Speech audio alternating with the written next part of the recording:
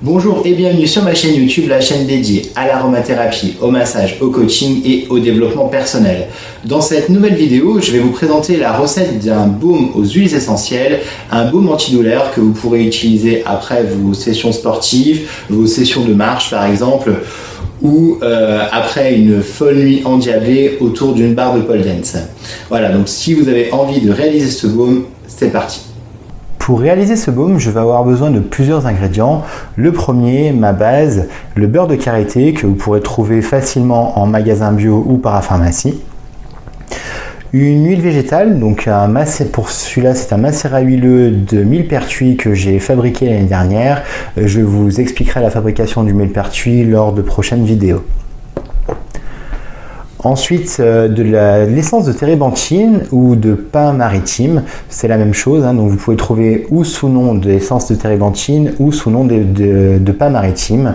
C'est une essence anti-fatigue qui va servir également au niveau de la lymphe et de la circulation sanguine. Elle est anti-inflammatoire, je l'utilise énormément pour la récupération sportive. L'Artemisia dracunculus ou l'estragon, je vais l'utiliser également contre les crampes. C'est un antispasmodique assez puissant. L'huile essentielle de Lavandula X Burnati ou Lavanda Super est une huile décontractante, anti-inflammatoire et anti-crampe. L'essence d'Eucalyptus citriodora, l'eucalyptus citronné, est une huile anti-inflammatoire à la fois musculaire, articulaire et tendineuse.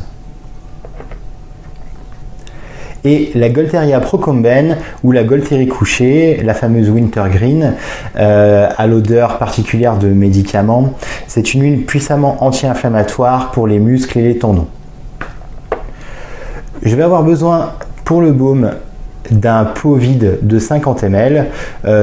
Moi, pour ce faire, j'ai pris un pot en verre, mais vous pouvez tout à fait prendre un pot en plastique en matière recyclée.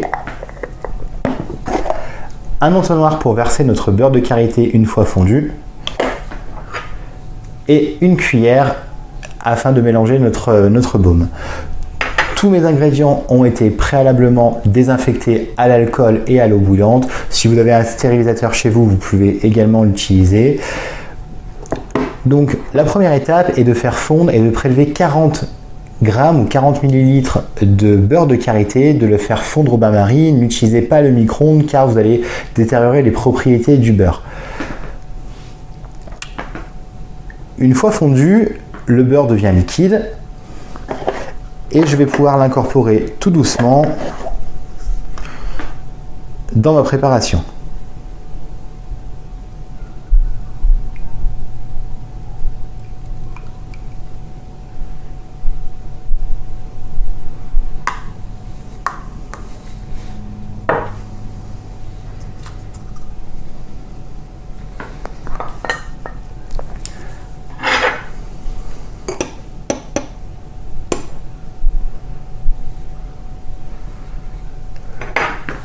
Je vous conseille d'utiliser le beurre de karité un petit peu froid. Laissez-le refroidir après le bain-marie afin d'incorporer plus facilement vos huiles essentielles et vos huiles végétales.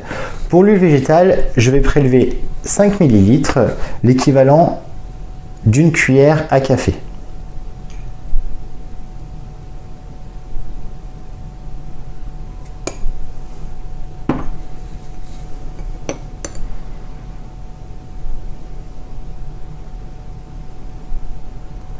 Voilà. Une fois bien mélangé, donc ma couleur est un petit peu rouge, c'est la couleur naturelle du millepertuis, c'est tout à fait normal. Et ensuite, je vais pouvoir incorporer mes huiles essentielles. Donc je vais faire un mélange anti-inflammatoire, donc je vais diluer à 10%. Il faut savoir que 1 ml d'huile essentielle équivaut à environ 30 gouttes. Aujourd'hui, plutôt 30 gouttes que 35, car les flacons capillaires, en fait, ce qu'on appelle la godinette, tout simplement, ce qu'on appelle la godinette est un petit peu grosse en général, donc je préfère partir sur 30 gouttes que 35. Donc pour ce faire, je vais utiliser 10% d'huile essentielle. J'ai 5 huiles essentielles. Je vais mettre 1 ml de chaque. Il vous suffit tout simplement d'ouvrir votre flacon et d'incorporer vos gouttes d'huile essentielle une après l'autre. L'ordre n'a aucune importance. Alors, certains flacons coulent plus ou moins vite, hein, donc soyez un petit peu patient. Voilà.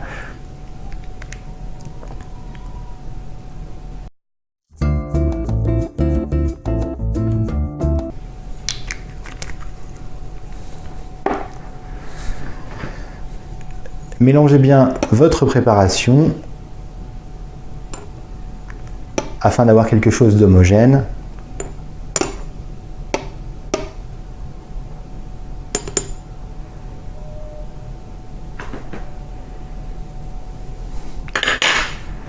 Et refermez. Vous pouvez maintenant laisser figer votre beurre de karité qui, à la température ambiante, va devenir solide. Et vous pourrez utiliser une noix de votre préparation sur la zone amassée. N'hésitez pas également à étiqueter votre baume avec une étiquette tout simplement que vous pouvez plastifier par-dessus en mettant le nom de la préparation, baume anti-inflammatoire et surtout la date de la fabrication. Une fois ouvert, votre baume peut se conserver environ 3 à 5 mois. Voilà. N'hésitez pas également à le mettre au frigo si jamais il redevient un petit peu liquide. Là, nous allons arriver sur les beaux jours, sur les températures un petit peu plus chaudes. Il se peut que votre baume devienne un petit peu plus liquide, donc n'hésitez pas à le remettre au frigo, hein. Je vous laisse donc maintenant expérimenter cette recette et l'utiliser lors de vos contractures, douleurs, sciatiques, lumbago. Si vous avez aimé cette vidéo, je vous laisse la partager avec vos amis. Je vous laisse également vous abonner à ma page YouTube et je vous dis à bientôt.